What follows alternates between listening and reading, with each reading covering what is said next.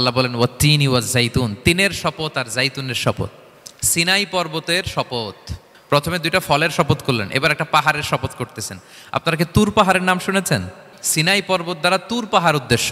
তো ওখানে সব ধর্মের লোকেরা যায়, সব ধর্মের লোকদের জন্য তীর্থস্থান। মুসলিম, জুইশ, খ্রিস্টিয়ান সবাই যায়।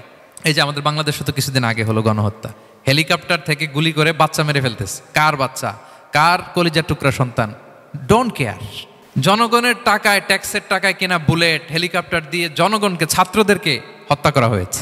ওয়াত্তিনি ওয়াজ-জাইতুনি ওয়া তুরি সিনিনা ওয়া হাযাল বালাদিল আমিন লাকাদ খালাকনাল ইনসানা ফি আহসানি তাকওয়িম সাদাকাল্লাহুল আযীম রব্বি ইশরাহ লি সাদরি ওয়া ইয়াসসির লি আমরি ওয়াহলুল উকদাতাম মিন লিসানি ইয়াফকাহু কওলি। আমরা শুরুতে আল্লাহ রাব্বুল ইজ্জা ওয়াল জালালের দরবারে শুকরিয়া জ্ঞাপন করছি যে আল্লাহ তাআলা আমাদেরকে সাইয়্যিদুশ শুহুর 12 মাসের মধ্যে থেকে শ্রেষ্ঠতম মাস রমাদানুল মুবারাকে ইফতারির পূর্ব মুহূর্তে মহাবিশ্বের মহাবিশ্বয় মহাগ্রন্থ আল কোরআন আল কারিম থেকে সরাসরি কিছু কথা শুনবার জন্য একত্রিত হওয়ার সুযোগ করে দিয়েছেন। আমরা সবাই পড়ছি কালিমাতুশ শুকর আলহামদুলিল্লাহ। শুরুতেই সূরাতুত তিনের কয়েকটা আয়াত তেলাওয়াত করেছি। এটা কালামুল্লাহ মাজিদের 95 নম্বর সূরা। এই সূরাটা মাক্কাতুল মুকাররমাতে নাজিল হয়েছে। এই সূরার আয়াত সংখ্যা 8টা। এই সূরার শুরুতে আল্লাহ তাআলা 4টা কসম করেছেন, ওয়াত্তিনি ওয়াজ-জাইতুনি ওয়া তুরি সিনিনা ওয়া হাযাল বালাদিল আমিন। ওয়াত্তিন, তিনের কসম, ওয়াজ-জাইতুন, জাইতুনের কসম, ওয়া তুরি সিনিন, সিনাই পর্বতের কসম, ওয়া হাযাল বালাদিল আমিন, আর এই নিরাপদ শহরের কসম। তো 4টা শপথ করেছেন বা আল্লাহ তাআলা কসম করেছেন। কসম দিয়ে আল্লাহ তাআলা কোরআনের অনেক সূরা শুরু করেছেন। যেমন একটা সূরায় আল্লাহ ফজরের সময়ের কসম করেছেন, আল্লাহ বলেছেন ওয়াল ফাজর। আল্লাহ আকাশের কসম করেছেন ওয়াস-সামা ইযাতিল বুরুজ। আল্লাহ তাআলা সূর্যের কসম করেছেন ওয়াশ-শামসি ওয়া দুহাহা। এভাবে আল্লাহ তাআলা তার সৃষ্টির অনেক কিছুর কসম করে গুরুত্বপূর্ণ কোনো মেসেজ বা বার্তা আমাদের সামনে হাজির করেন। তো এই সূরাতে আল্লাহ তাআলা 4টা জিনিসের কসম করে একটা খুবই গুরুত্বপূর্ণ বার্তা মানব মণ্ডলীর জন্য এই সূরাতে তিনি হাজির করেছেন। এই সূরাটা আমাদের অনেকেরই মুখস্থ আলহামদুলিল্লাহ, এবং আল্লাহ রাসূল সাল্লাল্লাহু আলাইহি ওয়াসাল্লাম প্রায় বিভিন্ন নামাজে এই সূরাটা তেলাওয়াত করতেন। বারা ইবনে আযিব রাদিয়াল্লাহু তাআলা আনহু উনি বর্ণনা করেন যে আমি একবার এশার সালাতে আল্লাহ রাসূল সাল্লাল্লাহু আলাইহি ওয়াসাল্লামের কণ্ঠে নামাজে সূরা 3 তিনি তেলাওয়াত করেছেন, আমি নিজ কানে শুনেছি। এবং ওনার কণ্ঠ যে এত মধুর ছিল, আমার জীবনে এত সুমধুর কণ্ঠের তেলাওয়াত আমি শুনি নাই।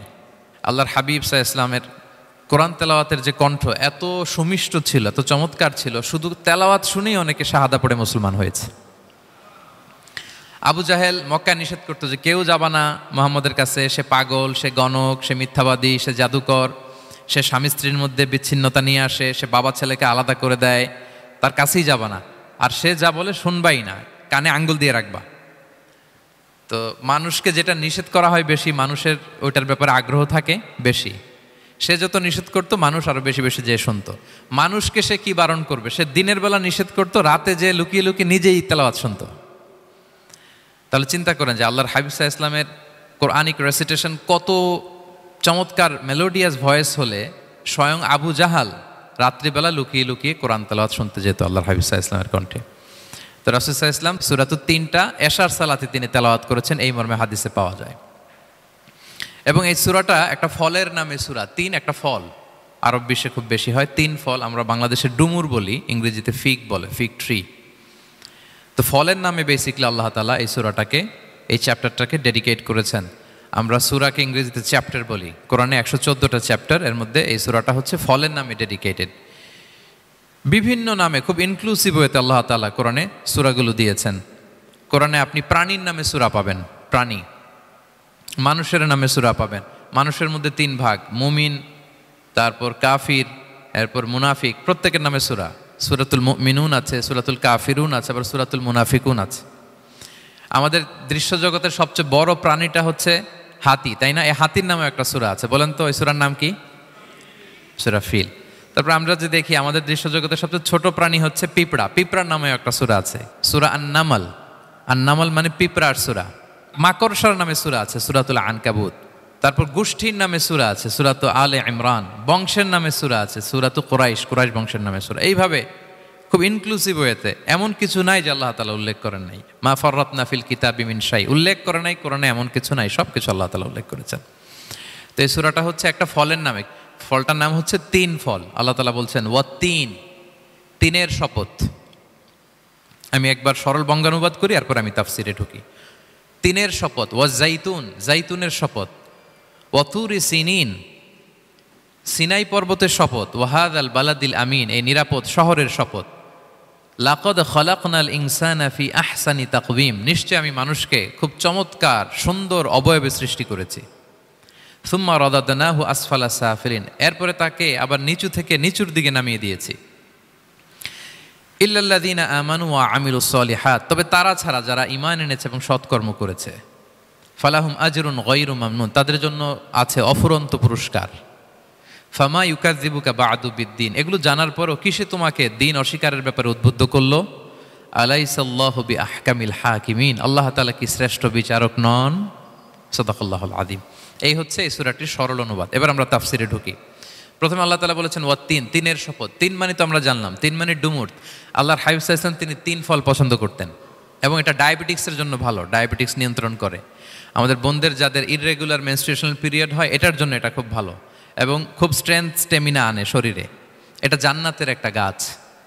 আদম আলাইহিস সালাম এবং হাওয়া আলাইহিস সালামকে যখন আল্লাহ বলেছিল ওয়ালা তাকরাবা হাযিহি শাজারাতা ফাতাকুনা মিনাজ জালিমিন, হ্যাঁ আদম এবং হাওয়া, জান্নাতের সব জায়গায় যেতে মন চায় যাও, যা খেতে মন চায় খাও, এই নিষিদ্ধ গাছের কাছে যেও না, তাহলে তোমরা জালিম হয়ে যাবে। শয়তান এসে উল্টা বুঝালো, সে বলল তোমাদের খেতে নিষেধ করছে কেন জানো? আল্লাহ চায় না যে তোমরা জান্নাতে থাকো, আল্লাহ চায় এখান থেকে তোমাদের বের করে দিবে, কিন্তু তোমরা যদি এই গাছের ফল খাও আল্লাহ আর বের করতে পারবে না।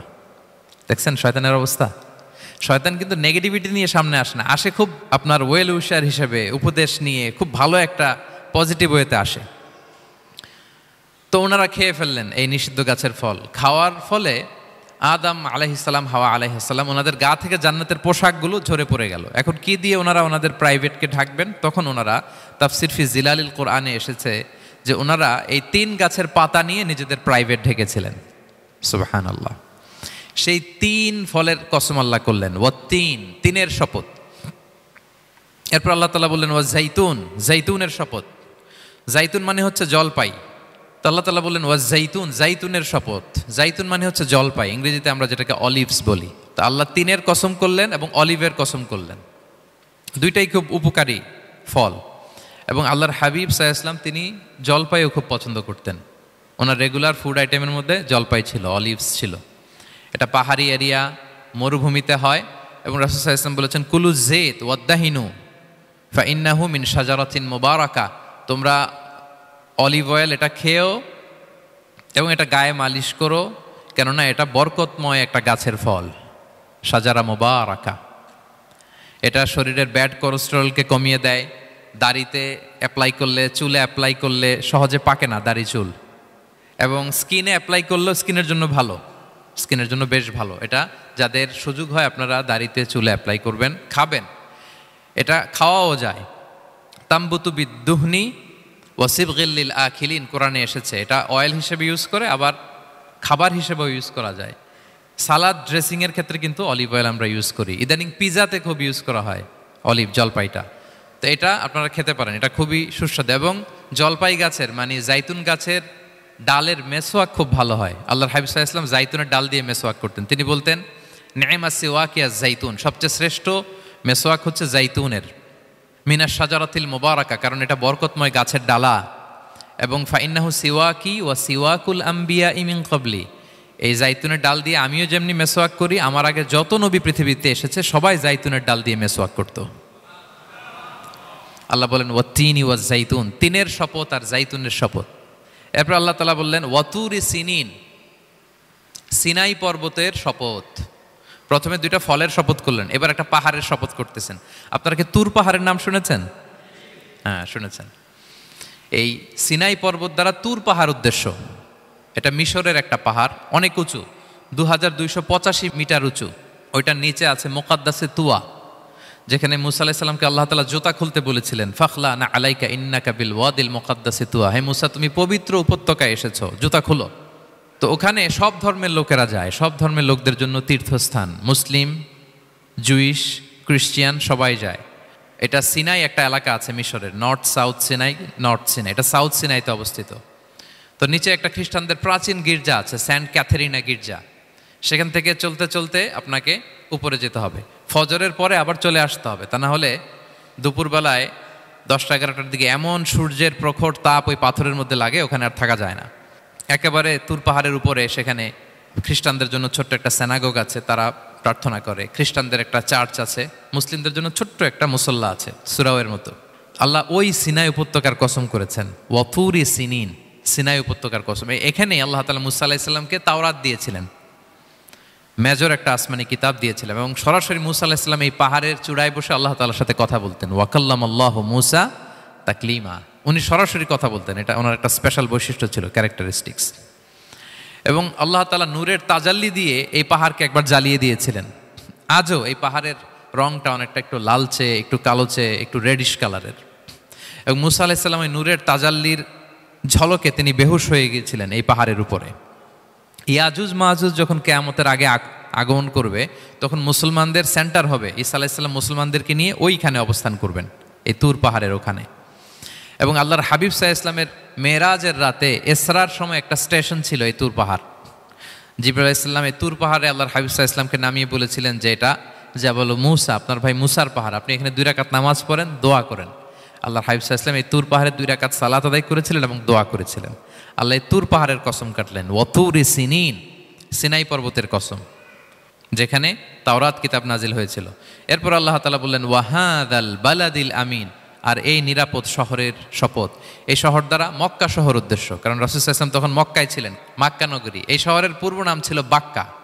মক্কা নগরীকে বলা হয় উম্মুল কুরা, সব শহরের মা, সব শহরের সেন্টার, পৃথিবীর নাভিস্থল। এবং আল্লাহ তাআলা বলেছেন, মান দাখালাহু কানা আমিনা, এখানে যে প্রবেশ করবে সে নিরাপদ। হেরেমের মধ্যে কিন্তু কাউকে আক্রমণ করা যায় না, কোনো খুনিও যদি ঢুকে যায় অ্যাটাক করা যাবে না। তো জাহেলি যুগে এমনটা ঘটতো, কারোর সাথে কারো শত্রুতা হলে, ধরেন যে একজন তার বাবাকে হত্যা করেছে, তো সে তাকে পেয়েছে, ওই লোক বাঁচার জন্য দৌড়াতে দৌড়াতে হেরেমের ভিতরে ঢুকে যেত, কারণ সে জানে যে হেরেমে ঢুকলে সে আমাকে মারবে না। তো পরে সে যখন হেরেম থেকে বেরোতো, আবার তার সাথে যুদ্ধ শুরু হতো।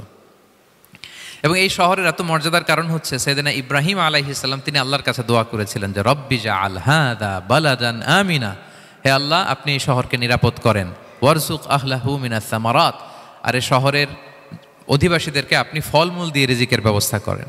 এখনও দেখবেন যে সারা পৃথিবীতে যেই ফল নাই, মক্কাতে ওই ফল আছে। সারা পৃথিবী থেকে ফল ওখানে যায়, এবং মক্কার নেইবরিং সিটি তায়েফ, সেখানে অনেক ফল উৎপাদিত হয়, এখানে আসে। নিরাপদ শহর, বালাদান আমিনা।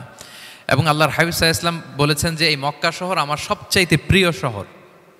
বাধ্য হয়ে তিনি যখন হিজরত করলেন মদিনায়, সেদিন বারবার তিনি মক্কার দিকে পেছনে ফিরে ফিরে তাকান, আর কেঁদে কেঁদে তিনি বলতেছিলেন যে মাক্কাতু আহাব্বুল বিলাদ ইলাইয়া, মক্কা আমার কাছে সবচেয়ে প্রিয় নগরী।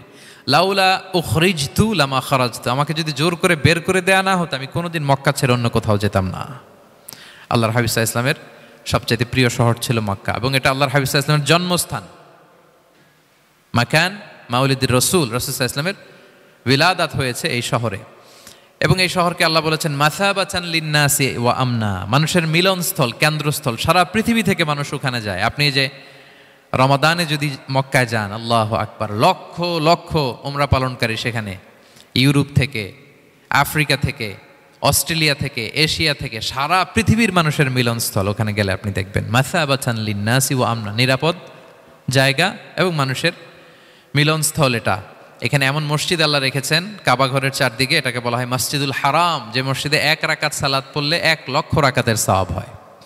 আল্লাহর ঘরকে কেন্দ্র করে তাওয়াফের নির্দেশ দেওয়া হয়েছে, ওয়ালিয়াত তাওয়াফু বিল বাইতিল আতিক, পৃথিবীর কোনো ঘরকে তাওয়াফ করা যায় না, কোনো ঘরকে, এই একটা মাত্র ঘর যেটাকে এর চারদিকে এরকম তাওয়াফ করা যায়।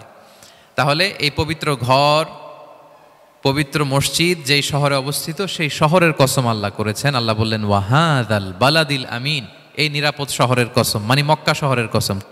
আমরা আপাত দৃষ্টিতে আমাদের কাছে মনে হচ্ছে 2টা ফলের কসম, একটা পাহাড়ের কসম, একটা নগরীর কসম। আসলে বেসিকলি আল্লাহ তাআলা এই 4টা শপথ দিয়ে 3 নবীর জন্মস্থান, 3 নবীর নবুয়তের কসম করেছেন।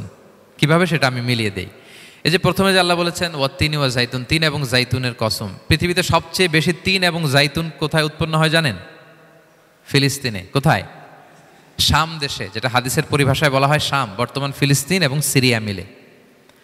তিন জাইতুন দিয়ে বেসিকলি আল্লাহ তাআলা ফিলিস্তিনের শপথ করেছেন, শাম দেশের শপথ, যেখানকার বেথলহামে ঈসা আলাইহিস সালাম, জেসাস ক্রাইস্ট, তিনি জন্মগ্রহণ করেছেন, ঈসা আলাইহিস সালামের জন্মস্থান।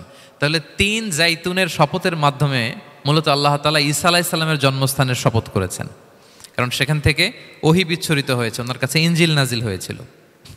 এবং এই শামের মর্যাদার ব্যাপারে অনেক কথা আল্লাহর হাবিব সাল্লাল্লাহু আলাইহি ওয়াসাল্লাম তিনি বলেছেন। আল্লাহ রাসূল সাল্লাল্লাহু আলাইহি ওয়াসাল্লাম যখন মেরাজে যান, তখন মক্কা থেকে এই শাম দেশে ফিলিস্তিনের বাইতুল মাকদাসে রাসূল সাল্লাল্লাহু আলাইহি ওয়াসাল্লামকে নিয়ে যাওয়া হয়েছিল। এবং রাসূল সাল্লাল্লাহু আলাইহি ওয়াসাল্লাম প্রায় বলতেন তুবা আলি শাম, শামের জন্য বরকত, কেননা ফেরেশতারা তাদের রহমতের পাখা শাম দেশের উপর বিছিয়ে রেখেছে। এবং তিনি বলতেন ফিতনার সময় আলাইকুম বিশাম, তোমরা শামে যেও, শামে থেকো। এবং তিনি দোয়া করেছেন আল্লাহুম্মা বারিক লানা ফি শামিনা, আল্লাহ তুমি আমার শামে, শাম অঞ্চলে আল্লাহ তুমি বরকত দিও। এবং হাদিসে এসেছে এই শামই হচ্ছে আরদুল মাহশার, এখানেই হাসর হবে। শাম অঞ্চলকে বিস্তীর্ণ করে এখানেই ময়দানুল মাহশার আল্লাহ তাআলা কায়েম করবেন, হাসরের ময়দান এখানেই হবে। এবং সেখানেই হচ্ছে সানিউল কিবলাতাইন, আমাদের আগের কেবলা কিন্তু বাইতুল মাকদাসের দিকে ছিল, যেটা শামে অবস্থিত, ফিলিস্তিনে বাইতুল মুকাদ্দাস, যেই মসজিদে নামাজ পড়লে এক রাকাতে 500 রাকাতের সওয়াব। তিনটা মসজিদে সালাত পড়লে স্পেশাল ভার্চুর কথা আছে, এর বাইরে আর অন্য মসজিদের বিশেষ কোনো ফজিলত নাই, বাকি সব মসজিদ সমান। এক হচ্ছে মসজিদুল হারাম, এক রাকাতে 1,00,000 রাকাত। 2 নম্বর মসজিদে নববী, এক রাকাতে 1000 রাকাতের সওয়াব, আর একটা দুর্বল বর্ণনায় 50,000 রাকাতের সওয়াব। 3 নম্বরে এই মসজিদুল আকসা, এক রাকাতে 500 রাকাতের সওয়াব। এই 3 মসজিদে যেন আমরা যে সালাত আদায় করতে পারি, আল্লাহ তুমি তৌফিক দান করো। 2 মসজিদে তো একেবারেই সহজ যাওয়া, মক্কা মদিনাতে। বাইতুল মাকদাসেও যেন আমরা যেতে পারি, আল্লাহ তুমি সেই পরিস্থিতি আমাদের জন্য তৈরি করে দাও। তো এই বাইতুল মাকদাসের দিকে রাসূল সাল্লাল্লাহু আলাইহি ওয়াসাল্লাম টানা 14 বছর নামাজ পড়েছেন। 14 বছর। প্রথম 13 বছর কোনো সমস্যা হয়নি মক্কায়, কারণ তখন কেবলা বাইতুল মুকাদ্দাস থাকলেও রাসূল সাল্লাল্লাহু আলাইহি ওয়াসাল্লাম সামনে রাখতেন কাবাকে, কেবলা বাইতুল মুকাদ্দাস, কিন্তু তিনি তো মক্কায় ছিলেন নবুয়তির প্রথম 13 বছর, সামনে কাবাকে রাখতেন, তারপরে টু দ্য ডাইরেকশন অফ বাইতুল মুকাদ্দাস। কিন্তু যখন মদিনায় গেলেন তখন তো আর কাবা নাই, তখন রাসূল সাল্লাল্লাহু আলাইহি ওয়াসাল্লাম কাবাকে মিস করতে আরম্ভ করলেন। আর প্রায় আল্লাহর কাছে কামনা করতেন আমার বংশের গোড়া ইব্রাহিম আলাইহিস সালামের রুট, যেখানে আমার জন্মস্থান, সেই কাবার দিকে যদি আবার কেবলাটা ফিরিয়ে দেয়া হতো। কদ নারা তাকাল্লুবা ওয়াজহিকা ফিস সামা ফালানুওয়াল্লিয়ান্নাকা কিবলাতান তারদাহা। আল্লাহ আয়াত নাযিল করলেন, নবী আপনি আকাশের দিকে তাকিয়ে কি ভাবেন আমি বুঝি, আপনি চান কেবলা যেন আমি মক্কার দিকে ঘুরিয়ে দেই। আল্লাহ তাআলা ঘুরিয়ে দিলেন। আল্লাহ বলেন ফাওয়াল্লি ওয়াজহাকা শাতরাল মসজিদিল হারাম, এখন থেকে মসজিদুল হারামের দিকে আপনি টু দ্য ডাইরেকশন অফ কেবলা নামাজ পড়বেন। কেবলা চেঞ্জ হয়ে গেল। তো মদিনায় যে 16-17 মাস আর মক্কায় 13 বছর, মোট 14 বছর আল্লাহর হাবিব সাল্লাল্লাহু আলাইহি ওয়াসাল্লাম এই মসজিদুল আকসার দিকেই হয়েই তিনি নামাজ পড়েছেন। এটা আমাদের আগের কেবলা ছিল। এবং শেষে কিয়ামতের আগে যে মালহামার যুদ্ধ হবে, তখন রাসূল সাল্লাল্লাহু আলাইহি ওয়াসাল্লাম বলেছেন মালহামার যুদ্ধের সময় মুসলমানদের ফুস্তাদ বা তাবু হবে, শিবির হবে এই ফিলিস্তিনের দামেস্কের পাশে আল গৌতা নামে এক জায়গা আছে, ওই গৌতাতে। এবং ঈসা আলাইহিস সালাম এসে যে দাজ্জালকে হত্যা করবেন সেটাও ওই শামে, ফিলিস্তিনের বাবুল লুদ এখনো একটা জায়গা আছে, ওই জায়গাটার নাম এখনো বাবুল লুদ, ওখানে তিনি দাজ্জালকে হত্যা করবেন। এবং সেখানে একটা সাদা মিনারা আছে, ফেরেশতার পাখায় ভর করে ঈসা আলাইহিস সালাম তখন সেখানে নেমে আসবেন, ওই ফিলিস্তিনের ওই শাম দেশের ওই মিনারার পাশে তিনি এসে পৃথিবীতে তিনি নুজুল করবেন, নুজুল ঈসা আলাইহিস সালাম। তো 3 এবং জাইতুনের কসম করে বেসিকলি আল্লাহ তাআলা ঈসা আলাইহিস সালামের জন্মস্থানের কসম করেছেন, কারণ 3 এবং জাইতুন, ডুমুর এবং জলপাই, অলিভ কোন দেশে বেশি হয়? শাম দেশে। আওয়াজ করে বলেন কোন দেশে? বর্তমান ফিলিস্তিন এবং সিরিয়া, এবং ওই ভূখণ্ডে আল্লাহ নবী ঈসা আলাইহিস সালামের জন্মস্থান। তাহলে এই 2 ফলের কসম করে বেসিকলি আল্লাহ তাআলা ঈসা আলাইহিস সালামের জন্মস্থানের কসম করেছেন, ওনার প্রতি নাজিল হওয়া যে তাওরাত ইনজিল গ্রন্থ, এই রেভেলেশনের কসম করেছেন। আচ্ছা, এরপরে ওয়াতুরি সিনিন, সিনাই পর্বতের কসম। সিনাই পর্বত বা তুর পাহাড় হচ্ছে মিশরে অবস্থিত, আর মিশর হচ্ছে মুসা আলাইহিস সালামের জন্মস্থান। কার জন্মস্থান? মুসা আলাইহিস সালামের জন্মস্থান। তাহলে ওয়াতুরি সিনিন, তুর পাহাড়ের কসম বুঝিয়ে আল্লাহ তাআলা মূলত মুসা আলাইহিস সালামের জন্মস্থানের কসম করেছেন, যেখানে তাওরাত নাজিল হয়েছে। এরপরে ওয়াহাদাল বালাদিল আমিন, এ নিরাপদ শহর বলে আল্লাহ তাআলা মক্কা শহরকে বুঝিয়েছেন। আর মক্কা কার জন্মস্থান বলেন তো? মুহাম্মদুর রাসূলুল্লাহ সাল্লাল্লাহু আলাইহি ওয়াসাল্লাম সাইয়্যিদুল মুরসালিন খাতামুন নবিয়্যিন রাহমাতাল লিল আলামিন হাবিবুল্লাহ মুহাম্মদুর রাসূলুল্লাহ সাল্লাল্লাহু আলাইহি ওয়াসাল্লামের জন্মস্থান। তাহলে এই চারটা আয়াতে চারটা শপথের মধ্য দিয়ে মূলত আল্লাহ তাআলা ঈসা আলাইহিস সালামের জন্মস্থান, মুসা আলাইহিস সালামের জন্মস্থান এবং মুহাম্মদ সাল্লাল্লাহু আলাইহি ওয়াসাল্লামের জন্মস্থান, যেই তিনটা এলাকায় ভূখণ্ডে তিনটা মেজর ওহী নাজিল হয়েছে। এক তো ঈসা আলাইহিস সালামের কাছে নাজিল হয়েছে ইনজিল কিতাব, আরেকটা হচ্ছে তাওরাত। তাওরাত এমন কিতাব যে কিতাব দিয়ে হাজার হাজার নবীরা ফয়সালা করেছেন। বনি ইসরায়েলের অনেক নবীর উপর কোনো কিতাব নাজিল হয়নি, তার মানে তারা রসুল ছিলেন না, তারা নবী, তারা সব কিছু তাওরাত দিয়েই ফয়সালা করতেন। আর রাসূল সাল্লাল্লাহু আলাইহি ওয়াসাল্লামের উপর কোরআন নাজিল হয়েছে। তার মানে প্রথম চারটি শপথ দিয়ে বেসিকলি ইনজিলের শপথ, তাওরাতের শপথ এবং কোরআনের শপথ। বুঝতে পেরেছেন সবাই? আল্লাহ ওহির শপথ করেছেন। দেখেন, ফল, পাহাড়, নগরী মাড়িয়ে সারা পৃথিবী ঘুরিয়ে আপনাদেরকে শেষ পর্যন্ত ইনজিল, তাওরাত এবং কোরআনে নিয়ে আসছেন আমার সাথে আসছেন। হ্যাঁ, এই রেভেলেশনের শপথ আল্লাহ করেছেন। তাহলে ওয়াত্তিনি ওয়াজাইতুনি ওয়াতুরি সিনিনা ওয়া হাযাল বালাদিল আমিন, এই চার আয়াতে চারটা শপথের মধ্য দিয়ে মূলত আল্লাহ তাআলা আসমান থেকে নাজিল হওয়া যে ওহী, এই ওহির শপথ অথবা ওহী যেই ভূখণ্ডে নাজিল হয়েছে সেই ভূখণ্ডগুলোর শপথ করে আল্লাহ একটা গুরুত্বপূর্ণ কথা বলবেন। সেটা কি? আল্লাহ তাআলা বললেন, লাকাদ খালাকনাল ইনসানা ফি আহসানি তাকওয়িম, আর আমি মানুষকে অত্যন্ত চমৎকার অবয়বে সৃষ্টি করেছি, চমৎকার গঠনে, চমৎকার স্ট্রাকচারের ডিজাইনে সৃষ্টি করেছি। মানুষের দৈহিক অবকাঠামো গঠন এটা যেমনি চমৎকার, মানুষের ইন্টেলেকচুয়াল কাঠামো এটা চমৎকার, মানুষের আচরণগত যে বিহেভিয়ারাল ট্রেটস, ক্যারেক্টারিস্টিক্স এটাও চমৎকার। প্রত্যেক দিক থেকে আল্লাহ তাআলা নান্দনিকভাবে মানুষকে তিনি তৈরি করেছেন। আমরা যদি দেহের কথা বলি, হিউম্যান অ্যানাটমি নিয়ে যাদের ধারণা আছে, আপনি শুনলে অবাক হবেন, এত জটিলভাবে আমাদের দেহটা ফাংশন করে। ঠিক যেই মুহূর্তে আমি কথা বলতেছি আমার ব্রেইন সচল, আমার নার্ভ সিস্টেম সচল, হেয়ারিং সিস্টেম, স্মেলিং সিস্টেম, আমার এই যে হার্ট সচল, সিস্টোলিক ডায়াস্টোলিক অলিন্দ নিলয় হচ্ছে, আমার লাং কাজ করতেছে, কিডনি ইজ ওয়ার্কিং পারফেক্টলি, সব কিছু কাজ করতেছে। এত সূক্ষ্মভাবে আমাদের দেহটা কাজ করে, এটাকে ইংরেজিতে বলে মরফোলজি, আকৃতি সংক্রান্ত যে বিদ্যা, এটা নিয়ে যদি আপনি দেখেন যে মানুষের হাত কিভাবে কাজ করে, মানুষের পা কিভাবে কাজ করে, মানুষের হিউম্যান ব্রেইন কিভাবে কাজ করে, আপনি অবাক হবেন। এবং আল্লাহর যে সেট আপ, লাকাদ খালাকনাল ইনসানা ফি আহসানি তাকওয়িম, নিশ্চয় আমি মানব জাতিকে চমৎকার অবয়বে তৈরি করেছি। আপনি যদি অবয়বটা দেখেন, আমাদের স্ট্রাকচার, এর চেয়ে সুন্দর করে আর তৈরি করা যেত না, এর চেয়ে সুন্দর আর হতে পারে না। যেখানে যা দেয়ার, মাথার চুল থেকে পায়ের নখ পর্যন্ত, আপনি একটা ডিজাইনে, স্ট্রাকচারে, সেট আপে আপনি ভুল ধরতে পারবেন না। যেখানে যেটা দরকার, আপনি একটু খেয়াল করে দেখেন যে এই যে আমাদের চোখ, চিকিৎসা বিজ্ঞান বলতেছে যে মানুষ 10 মিলিয়নেরও বেশি রং শনাক্ত করতে পারে। Human eyes can identify more than 10 million colours. 10 মিলিয়নেরও বেশি রং আমরা আমাদের চোখ দিয়ে শনাক্ত করতে পারি। সুবহানাল্লাহ, সুবহানাল্লাহ বিহামদি।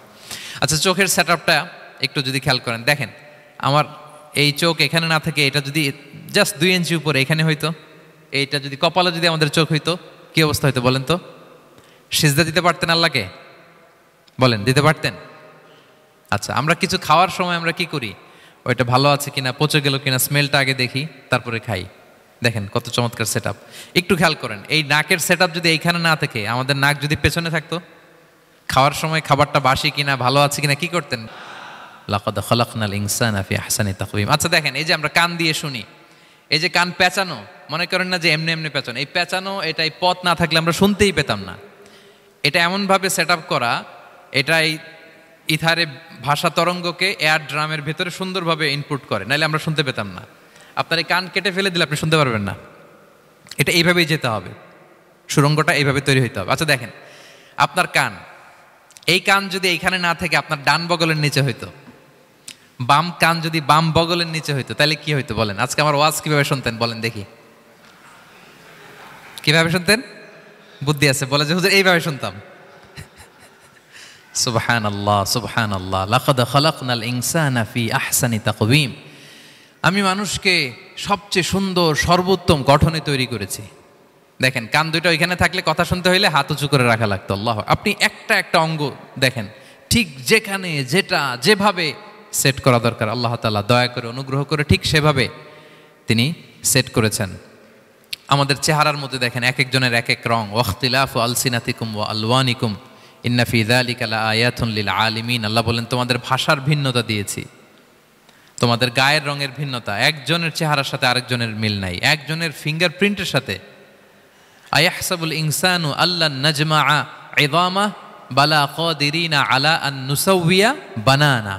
মানুষ ভেবেছে সে মারা গেলে তাকে আমি তার অস্থি মজ্জা হাড় গোশত চামড়া জোড়া লাগাতে পারবো না। আরে তার আঙ্গুলির অগ্রভাগ পর্যন্ত আমি সুবিন্যস্ত করে আমার কাছে রেখে দিয়েছি ফিঙ্গারপ্রিন্ট। আমাদের ফিঙ্গারপ্রিন্টগুলো আল্লাহর কাছে সংরক্ষিত, একজনের ফিঙ্গারপ্রিন্টের সাথে আরেকজনেরটা মেলে না। এই যে আমার 10 আঙ্গুলে 10টা ফিঙ্গারপ্রিন্ট, পায়েরগুলো হচ্ছে ফুটপ্রিন্ট, একটার সাথে আরেকটা মিলে? আমার এটার সাথে এটা মিলবে বলেন?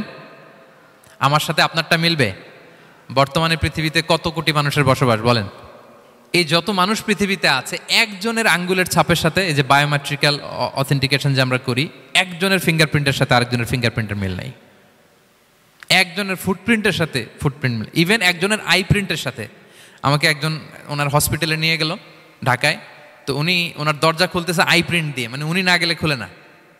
উনি আর ওনার খুব কাছের স্টাফ, এটা গুরুত্বপূর্ণ একটা অফিস, তো উনি চোখ দিল, আই প্রিন্ট নিল, এরপরে দরজা খুলে যাচ্ছে।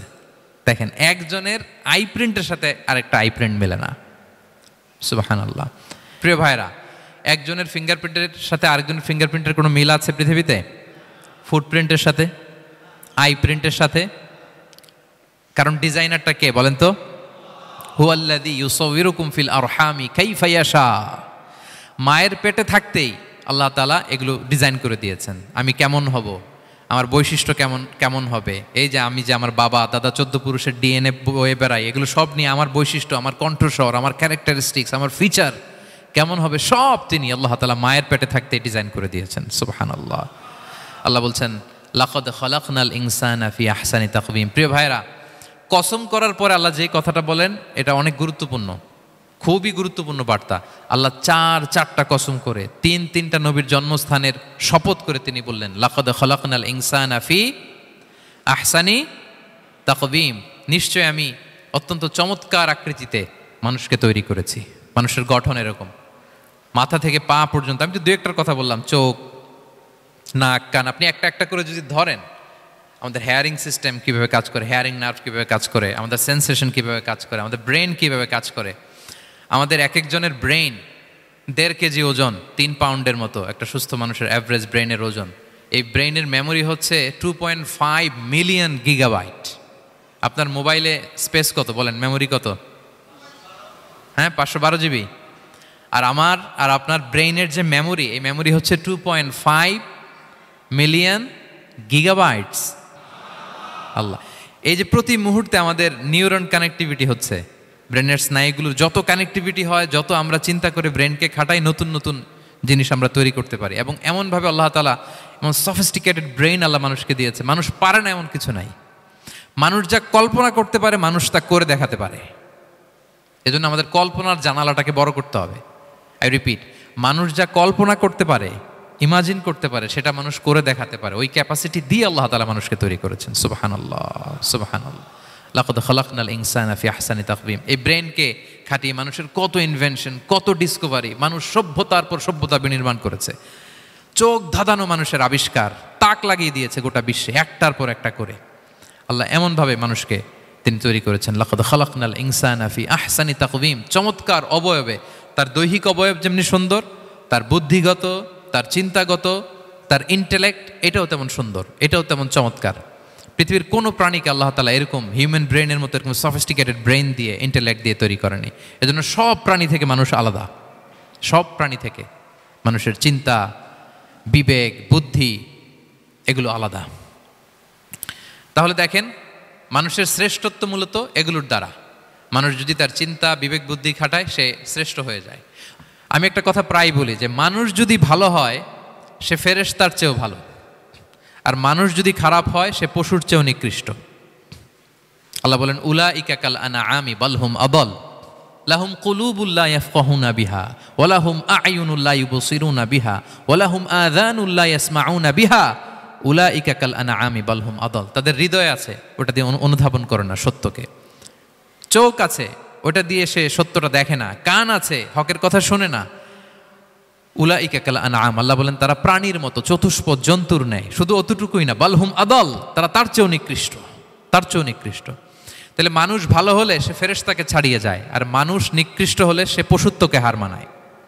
কথা বুঝতে পেরেছেন? মানে আমরা ভালো হলে সবচেয়ে ভালো, খারাপ হলে সবচেয়ে খারাপ। একটা পশু আর একটা পশুকে হত্যা করে কেটে 20 টুকরা করছে, এরকম কোনো নিউজে আসছে কোনো দিন?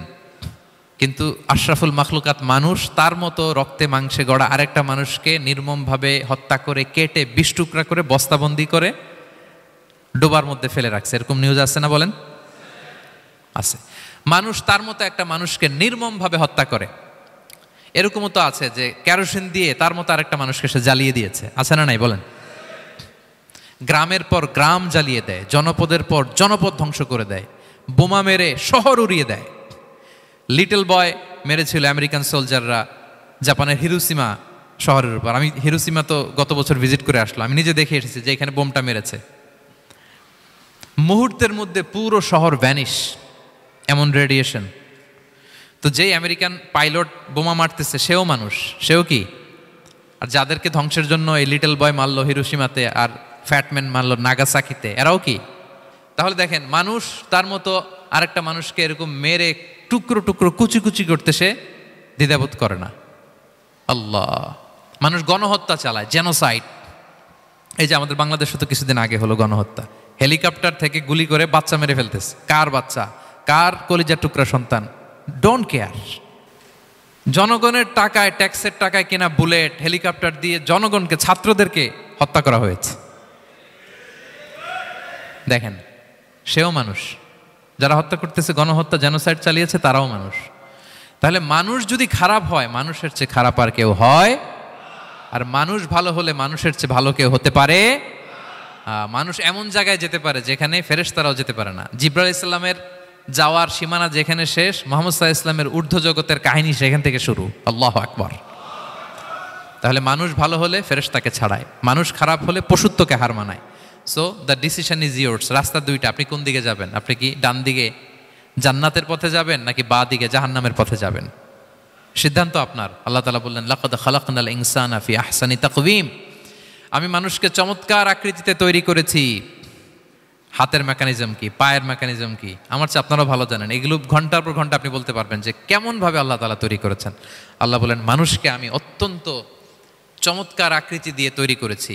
তার সৃষ্টিগত কাঠামো, তার বুদ্ধিবৃত্তিক কাঠামো, তার চিন্তাগত কাঠামো, তার আচরণগত কাঠামো, তার নৈতিকতায় তাকে এমন উচ্চ মর্যাদার আসন আমি দিয়েছি, এটা যদি সে অ্যাচিভ করে, বিলং করে, তাহলে তার চেয়ে শ্রেষ্ঠ কেউ আর হতে পারে। কিন্তু আল্লাহর দেয়া এই ক্যাপাসিটিগুলো, এই নেয়মাগুলো যদি সে অ্যাকসেপ্ট না করে, সে যদি পশুত্বের পথে হাঁটে, সে যদি শয়তানের দেখানো পথে হাঁটে, তাহলে সে এত নিচে যাবে, অন্য কেউ আর এত নিচে যেতে পারে না।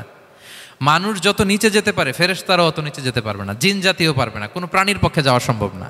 তাহলে মানুষকে আল্লাহ তাআলা এমন সফিস্টিকেটেড ওয়েতে তৈরি করেছেন, চাইলে সে সবার উপরে যেতে পারে। আবার চাইলে আল্লাহর দেয়া নেয়ামতগুলোকে যদি সে ভিন্ন খাতে প্রবাহিত করে, সে সবচেয়ে নিকৃষ্ট হতে পারে। সেটাই আল্লাহ বললেন, সুম্মা রাদাদনাহু আসফালা সাফিলিন। এরপরে তাকে আমি হীন থেকে হীনতর করেছি, নিচ থেকে আরো নিচে নিয়েছি। সে যখন ঈমান আনে না, সে যখন সৎকর্ম করে না, সে যখন আল্লাহর শেখানো, আল্লাহর দেখানো রাস্তায় সে চলে না, সে যখন তার নফসের কথা শুনে, সে যখন তার প্রবৃত্তির গোলাম সাজে, সে সবচেয়ে নিকৃষ্ট হয়। আসফালা সাফিলিন মানে একেবারে নিচে, এর নিচে আর নাই। আল্লাহ বলেছেন, ইন্নাল মুনাফিকিনা ফিদ দারকিল আসফালি মিনান নার। সেখানে আল্লাহ আসফাল বলেছেন। মুনাফিকরা জাহান্নামের একেবারে তলদেশে থাকবে। তাই মানুষ যদি ঈমান আর সৎকর্মের বলে বলিয়ান না হয়, সে এত খারাপ হয়, কেউ এত নিচে যেতে পারে না।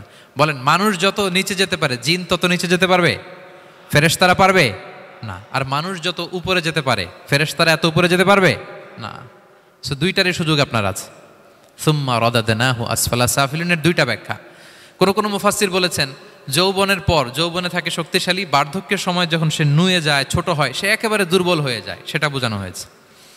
আর অন্যান্য মুফাসসিরিন একরাম বলেছেন, না, আল্লাহর দেওয়া এই নেয়মা, ক্যাপাসিটি যখন সে সঠিক পথে কাজে লাগায় না, সে যখন প্রবৃত্তির অনুসরণ করে, সে তখন এত খারাপ হয়, এত নিচ থেকে নিচুতর হয়, এত হীন থেকে হীনতর হয়, তার চেয়ে হীনতর আর কেউ তখন হতে পারে না। সেখান থেকে বাঁচার দুটি রাস্তা আল্লাহ বলেছেন। আল্লাহ বলছেন ইল্লাল্লাযীনা আমানু ওয়া আমিলুস সলিহাত, তবে যারা ঈমান আনে এবং সৎকর্ম করে তারা ছাড়া। তারা ওই নিচু থেকে নিচুতর নয়, তারা শ্রেষ্ঠতর। ঈমান এবং সৎকর্ম, ঈমান এবং আমলে সালেহাত। কোরআনের অনেক জায়গায় আপনি আয়াতটা পাবেন, ইন্নাল্লাযীনা আমানু ওয়া আমিলুস সলিহাতি কানাত লাহুম জান্নাতুল ফিরদাউসি নুজুলা।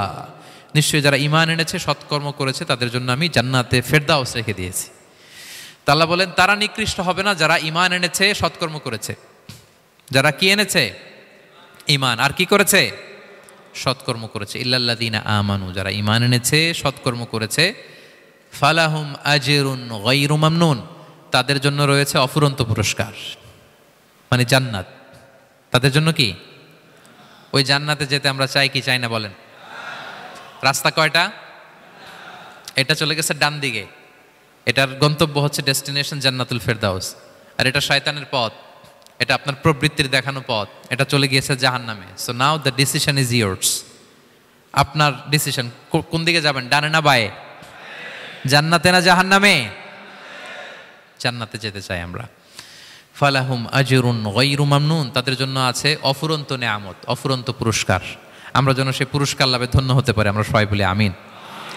আল্লাহ বলেন এইভাবে 4টা কসম করার পরে, এত গুরুত্বপূর্ণ বার্তা হাজির করার পরে, তোমার ঘুমন্ত বিবেককে জাগিয়ে তোমাকে বার্তা দেওয়ার পরেও কিভাবে তুমি অস্বীকার করতে পারো আখিরাতকে? ফামা ইউকাযযিবুকা বা'দু বিদ্দিন, এরপরেও কোন বিবেকে, কোন আকলে, কোন সাহসে তুমি কর্মফল দিবসকে অস্বীকার করো? কোন সাহসে? এখানে দিন দ্বারা উদ্দেশ্য কর্মফল। ভালো করলে যে ভালো পাবে, খারাপ করলে যে খারাপ পাবে। দিনের অনেক অর্থ, এটার তাফসিরে গেলে সময় কুলাবে না। ফামা ইউকাযযিবুকা বা'দু বিদ্দিন, এরপরেও কর্মফলকে অস্বীকার করার সাহস তুমি কোত্থেকে পাও? কিসে তোমাকে উদ্বুদ্ধ করে কর্মফল দিবসকে অস্বীকার করতে? আলাইসাল্লাহু বিআহকামিল হাকিমিন, আল্লাহ তাআলা কি শ্রেষ্ঠ বিচারক নন? সূরা আবু দাউদে আল্লাহর হাবিব সাল্লাল্লাহু আলাইহি ওয়াসাল্লাম বলেন, কেউ যদি সূরাতুত তিন তেলাওয়াত করে, করতে করতে যদি শেষ আয়াতে চলে আসে, আর সে যখন পড়ে আলাইসাল্লাহু বিআহকামিল হাকিমিন, আল্লাহ তাআলা কি শ্রেষ্ঠতম বিচারকদের মধ্যে সর্বশ্রেষ্ঠ বিচারক জাজ নন, তখন সে যেন উত্তর দেয়, এটা তো আল্লাহর প্রশ্ন। আলাইসাল্লাহু বিআহকামিল হাকিমিন, আল্লাহ আমাদেরকে প্রশ্ন ছুড়ে দিয়েছেন যে আল্লাহ তাআলা কি শ্রেষ্ঠ বিচারক নন? তখন যে তেলাওয়াত করে সে যেন বলে বালা বালা ওয়া আনা আলা যালিকা মিনাশ শাহিদিন। বালা মানে অবশ্যই, হ্যাঁ আল্লাহ অবশ্যই আপনি শ্রেষ্ঠ বিচারক, আর আপনি যে শ্রেষ্ঠতম বিচারক এই সাক্ষী আমি দিচ্ছি, এই ঘোষণা আমি দিচ্ছি। পড়েন সুবহানাল্লাহ। আপনি দেখবেন মসজিদুল হারামে, হারামাল মাক্কিতে যখন তেলাওয়াত করে ইমাম সাহেবরা, এই আয়াতের পরেই যদি রুকুতে যায় দেখবেন ফিসফিস করে বলে যে বালা বালা ওয়া আনা আলা যালিকা মিনাশ শাহিদিন। আমি নিজে শুনেছি, দেখবেন ওনার এটা পরে, কারণ আল্লাহ এখানে প্রশ্ন ছুড়ে দিয়েছেন। আর উত্তর হিসেবে বলতে হবে বালা ওয়া আনা আলা যালিকা মিনাশ শাহিদিন, আল্লাহ অবশ্যই আপনি শ্রেষ্ঠ বিচারক। আল্লাহর চাইতে শ্রেষ্ঠ বিচারক আর হতে পারে? আমরা কত লাকি যে আল্লাহর আহকামুল হাকিমিন হিসেবে বিচারক পেয়েছি। হ্যাঁ, আমাদের বিচার যদি অন্য কেউ করতো, নিজেরা যদি নিজেদের, আল্লাহ যদি বলতো তোরটা বিচার তুই কর আর তোরটা তুই কর, কি অবস্থা হইতো বলেন? যার সাথে যার শত্রুতা আছে ওইখানে দেখাই দিত। কিন্তু আমরা বিচারক হিসেবে পেয়েছি কাকে? আল্লাহ কি পার্সিয়ালিটি করবে বিচারে? স্বজন প্রীতি করবে? কারো উপর জুলুম করবে? কাউকে ঠকাবে? আল্লাহ বলেন ওয়ামা আনা বিযাল্লামিল লিল আবিদ, আমি কখনো আমার বান্দার উপর জুলুম করি না, জুলুম করি না। নাদাউল মাওয়াজিনাল কিসতা লিয়াউমিল কিয়ামা, কিয়ামতের দিন আমি মিজান নামে এমন এক ন্যায় বিচারের মানদণ্ড স্থাপন করব, ফালা তুযলামু নাফসুন শাইআ, এক বিন্দু পরিমাণ কেউ মাজলুম হবে না, এক বিন্দু পরিমাণ কেউ মাজলুম হবে না। এজন্য দুনিয়াতে যদি বিচার না পান, আল্লাহর দরবার বিচারটা দিয়ে রাখেন, সেদিন বিচার হবে। আহকামুল হাকিমিন আপনারা ঠকাবে না। দুনিয়াতে বিচার পান নাই, মাজলুম হয়েছেন, মানুষ ভুল বুঝছে, কেউ আপনার ঠিক মতো বুঝে নাই, আপনার কথাটা কাকে বলবেন? বিপদে পড়লে ক্রাইসিস মোমেন্টে কাকে শেয়ার দিবেন? না ফেসবুকে শেয়ার দিবেন? আমরা তো ফেসবুকে শেয়ার দিয়ে দিই এখন। ফেসবুকে শেয়ার দেওয়ার আগে, বন্ধুকে শেয়ার দেওয়ার আগে, স্ত্রীর কাছে শেয়ার করার আগে আমার সমস্যার কথা আগে শেয়ার করব কাকে? কারণ আলাইসাল্লাহু বি আহকামিল হাকিমিন, আল্লাহ বলছেন আমি কি শ্রেষ্ঠ বিচারক নই? বালা বালা ইয়া রব ওয়া আনা আলা যালিকা মিনাশ শাহিদিন, অবশ্যই আল্লাহ আপনি শ্রেষ্ঠ বিচারক। ক্লিয়ার হয়েছে না সবার কাছে? শপথ কয়টা ছিল? 4টা। মূলত নবুয়তের শপথ, তাই না? নবুয়ত আমাদের জন্য সবচাইতে বড় নেয়ামত। কারণ নবীরা যদি আমাদেরকে এই তথ্যগুলো না দিতেন, আমরা জান্নাত জাহান্নাম চিনতাম? ভাইরা বলেন তো, আখেরাত চিনতাম? এই যে আখেরাত হবে, পুলসিরাত হবে, day of judgement, day of accountability, আল্লাহর সুপ্রিম কোর্টের কাঠ গড়ায় পাই টু পাই হিসাব দিতে হবে, নবীরা না এসে বললে আমরা এত বুঝতাম না। নবীরা জান্নাত জাহান্নাম চিনিয়েছে, আল্লাহর বিশদ পরিচয় আমাদের সামনে তুলে ধরেছে, আখিরাতের পরিচয়, লাইফ আফটার ডেথ কিরকম হবে, সবকিছু আমাদের কাছে তুলে ধরেছে। সো নবুয়ত আল্লাহ তাআলার পক্ষ থেকে অনেক বড় নেয়ামত। 2 নম্বর নেয়ামত হচ্ছে আল্লাহ তাআলা আমাদেরকে যে ক্যাপাসিটি দিয়েছে, বুদ্ধিমত্তা, ইন্টেলেক্ট, বিচার বিশ্লেষণ, যেটা দিয়ে আমরা অন্যান্য সব প্রাণী থেকে আলাদা, এটাও আল্লাহর বড় নেয়ামত। এই নেয়ামতের শুকরিয়া যেন আমরা করি। এবং আমি যেটা বলেছি, মানুষ যেটা কল্পনা করতে পারে সেটা সে করেও দেখাতে পারে। সো আল্লাহ তাআলা যাকে যেই কোয়ালিটি দিয়েছে, ক্যাপাসিটি দিয়েছে, আমরা যেন এই নেয়ামতের শুকরিয়া করি। নেয়ামতের শুকরিয়া করলে এই নেয়ামত দেওয়ার ধারাবাহিকতা এটা বাড়িয়ে দেয় কে? লা ইন শাকারতুম লা আযীদান্নাকুম ওয়া লা ইন কাফারতুম ইন্না আযাবি লাশাদীদ। শুকরিয়া করলে নেয়ামত আরো বাড়িয়ে দেব। তাহলে প্রথম নেয়ামত ছিল নবুওয়াত, প্রফেটহুড, প্রফেসি, এটা অনেক বড় নেয়ামত। এই রেভেলেশন এসে আমাদেরকে এনলাইটেন করেছে। তা না হলে আমাদের গডকে, গডের ফিচার কি, আখেরাত কি, জান্নাত কি, জাহান্নাম কি, the concept of punishment, concept of আখেরা, কিছুই আমরা ভালোভাবে বুঝতাম না। এটার শপথ আল্লাহ করেছেন। আল্লাহ আমাদেরকে নেয়ামত দিয়েছেন, ক্যাপাসিটি দিয়েছেন, সক্ষমতা দিয়েছেন, সবচাইতে সফিস্টিকেটেড ব্রেন দিয়ে তৈরি করেছেন, এটা একটা বড় নেয়ামত। এবং রাস্তা দেখিয়ে দিয়েছেন, হয় ডানে নয় বায়ে। এবং তিনি আশ্বাস দিয়েছেন যে তোমাদেরকে সঠিক ফায়সালার মাধ্যমে বিচার করা হবে সেদিন। তাই আমাদের বিপদে আপদে সব সময় আমরা যেন ফরিয়াদ করি এক মহান সত্তার কাছে। বলুন তো আওয়াজ করে, তিনি কে? আল্লাহর কাছে যেন আমরা ফরিয়াদ করি। আল্লাহ তাআলা আমাদের সবাইকে কথাগুলো বুঝার ও আমল করার তৌফিক দান করুক।